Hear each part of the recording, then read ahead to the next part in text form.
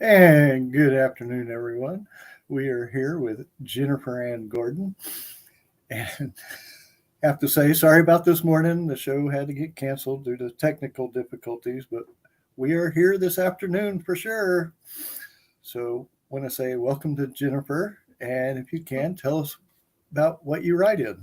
Okay. Hi. Thank you so much for having me. Again, I am Jennifer Ann Gordon. The work I have out right now includes the novel Beautiful, Frightening, and Silent, which won the Kindle Award in 2020 for Best Horror and Suspense. It includes the Hotel series, which is literary gothic horror. It's a duology. And it also includes Pretty Ugly, which is, again, like literary horror, a little bit of spec fiction in there. That just recently won the Reader's Choice Award for the Kindle Awards for Best Overall Book of 2022. So I write a lot of dark fiction. Again, the work I have out right now is mainly horror related. I do write some creative nonfiction memoir essays as well that sometimes get published places. But so far, I'm a horror girl. I might be working on some things that are not horror related that I'm not overly allowed to talk about, but you're pulling in the intrigueness now. I know, we've got to. You know, I was joking with, I host a podcast as well, and I was joking with my co-host of that. I was like, I'm going on a podcast, and like so much of what I'm working on right now, I can't talk about to anybody. So it's just like you get on the show and it's like, yes, I'm very busy. No, I can't talk about it at all.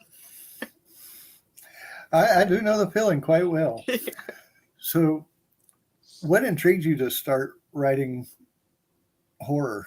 Horror has always been my go-to genre since I was a kid. I blame being exposed to Stephen King's Pet Sematary at a very, very early age because I picked it up thinking it was a book about a cat because I had that crazy cat cover. Very quickly realized it was not about a cat, and my parents would kill me if they understood I was reading it. So I would sneak behind my dollhouse and hide there and read a little at a time. So I think from that moment on, I became very sort of obsessed with horror, with grief horror specifically, with like tragedy and terror, how they combine together. And so, yeah. I love it all. I love slashers and everything like that too. But my jam, like my favorite is, gothic and literary. So you just basically kind of meshed the two together with the goth and the horror and the... Yeah. And I tend to write a lot about grief and trauma, and is it mental illness or is it a haunting? So maybe the reader isn't always quite sure what they're getting, and the characters and the writer sometimes doesn't know what she's getting or doing when she starts. Now we're talking paranormal. Yes, a little bit of paranormal stuff. I love a good ghost story. My first adventure into horror was Poltergeist. Oh. At the age of 8. Yeah, I remember we had HBO for a little while when I was young, and I couldn't sleep one night, and I came downstairs and my mother was watching Poltergeist. And for whatever reason, I went in the living room and she let me watch it with her. And yeah, never the same again. Can't look at a TV with static on it without getting like the chills. Like, oh no. And then you work at a restaurant and they tell you to stack the chairs and you're like, oh, hell no. Nope, not doing that.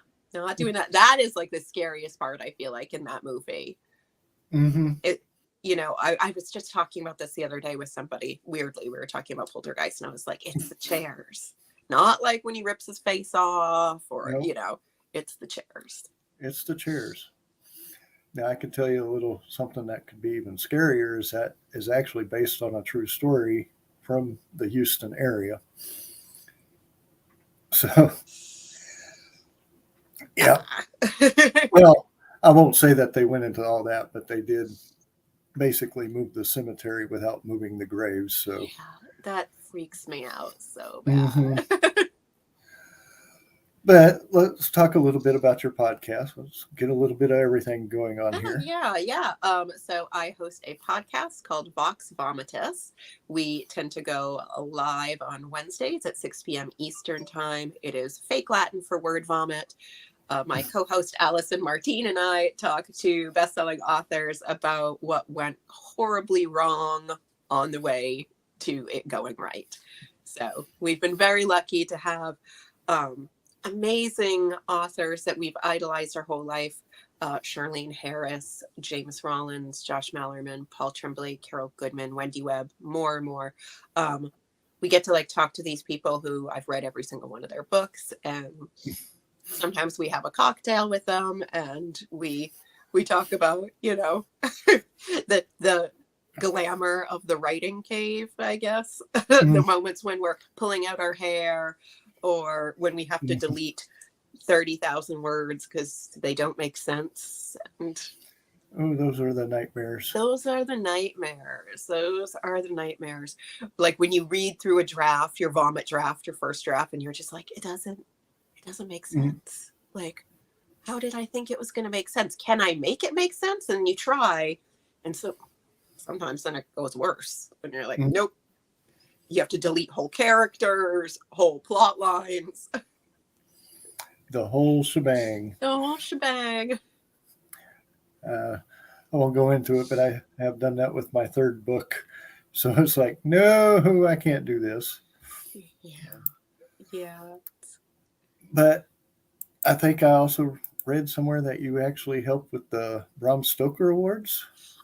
Yes, a couple of years ago. I am an active member of the HWA, and a couple of years ago, I was lucky enough to be on the jury for Best Horror Graphic Novel. So, that had to have been very exciting. It was so exciting. As we were talking before the show, I'm a comic geek.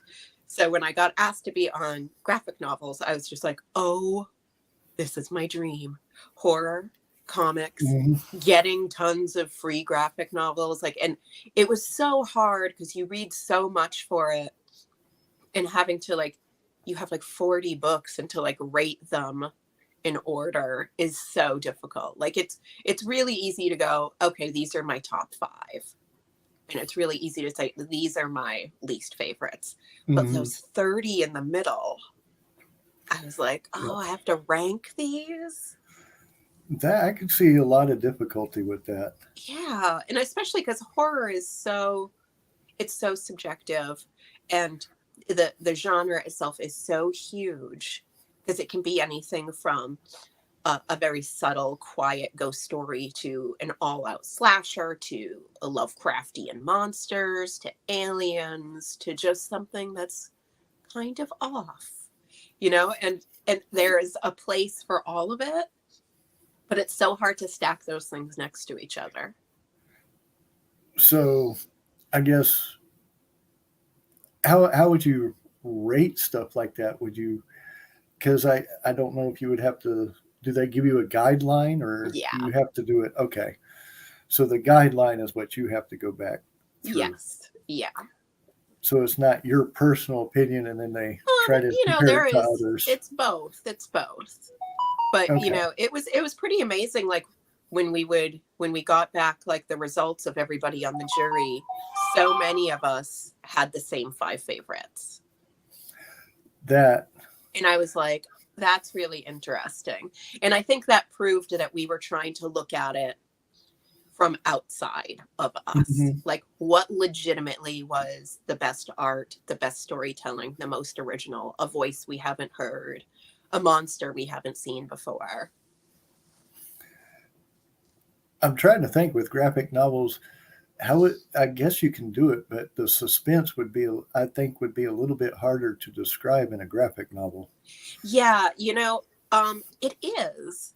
And what's funny is my very first novel that I wrote, Beautiful, Frightening, and Silent, I tried to write that as a graphic novel first. Mm.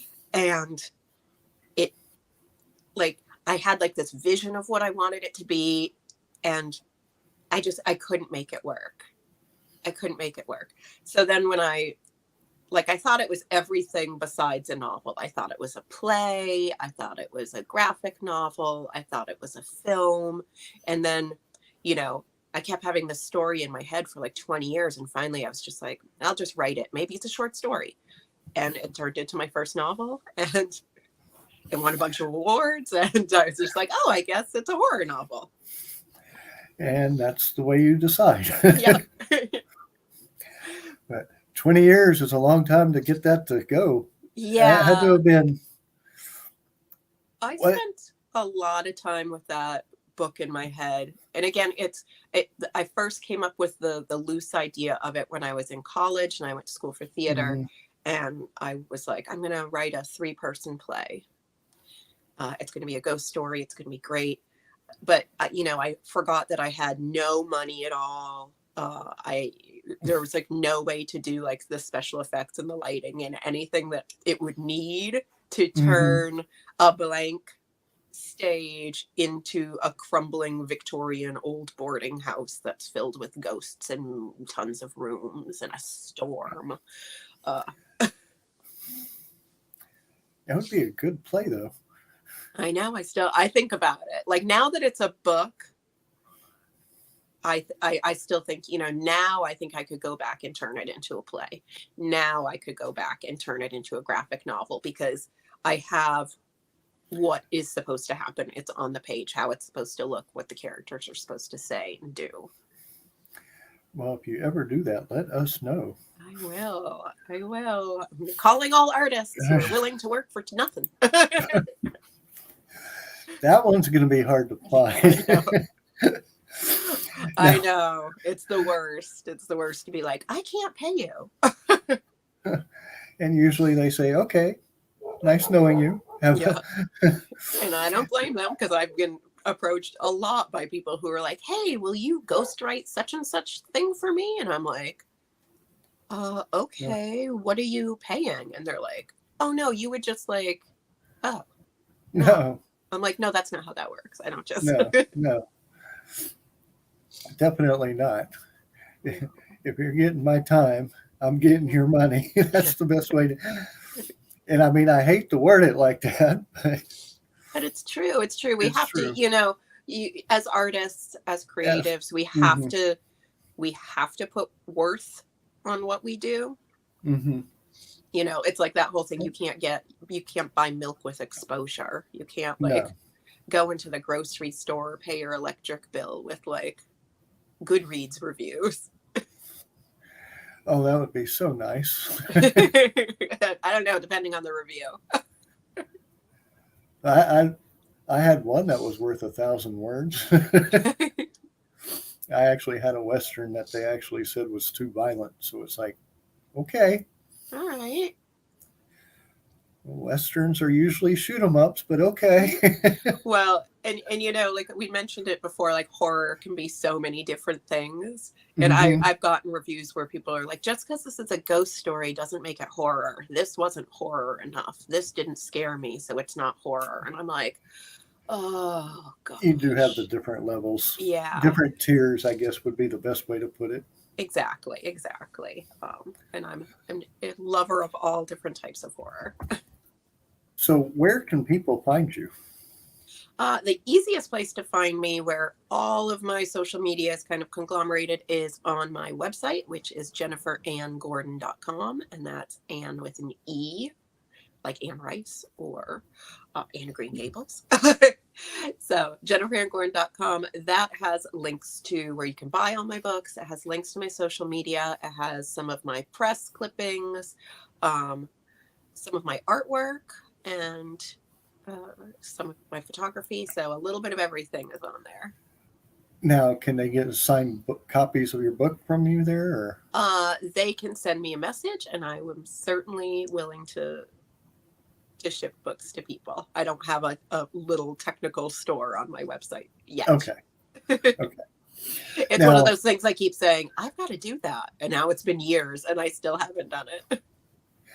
Now, the other thing, because we mentioned conventions and stuff like that, you having your own little comic book store, do you do conventions now to do signings? I haven't done too many. I did do one comic book and pop culture convention last year.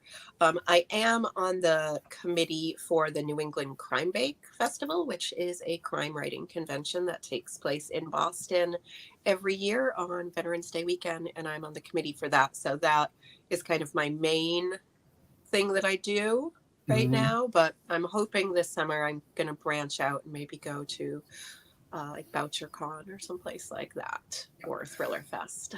I was going to say another place to look up would be some horror conventions in your area. Yes. Yeah, I know there are a few in Salem, Massachusetts, but again, this year they all kind of were right on top of New England Crime Bake, and I'm just like, oh. Now you just said something else that just sparked a whole new conversation. We have Salem and horror. How many witch stories do you know? You know, being from New England, everybody has a witch story. Everybody's related to a witch, or at least says that they're related to a witch. My mother's family ancestrally is Cajun French and Creole French, so we've got some like Louisiana swamp voodoo stuff going on in my DNA. Marie Laveau. Yes. I've been to her grave. I haven't done that yet. It's definitely worth it. New Orleans is amazing, and it's really cool to like see her grave because people still leave her trinkets and offerings. The grave is covered with little presents. I will definitely have to check that out because I will be there the first weekend in January. Yes, do it. I love it. Actually, I'm going to New Orleans Fan Expo, so going to be exciting now that I have something to do there. It's always nice to like work the events because then you're just like, oh, you can write it off, and then you can geek out with everybody. Yes, you can do a little bit of everything. Yes. But I do want to thank you for being on our show. And thank you. Your latest book, I think you had a cover or had it out so people could see it. Pretty ugly. And this is a story of a failed politician and an Instagram influencer as they kind of come up against the end of the world. Very nice. So people go check out our website. I do have it posted. And send her a message, get a signed copy. Yes, please, because I have plenty of them here. But again, thank you for being on our show. Thank you so much. We look forward to talking to you again. Yes. All right. Bye. And everybody else, adios.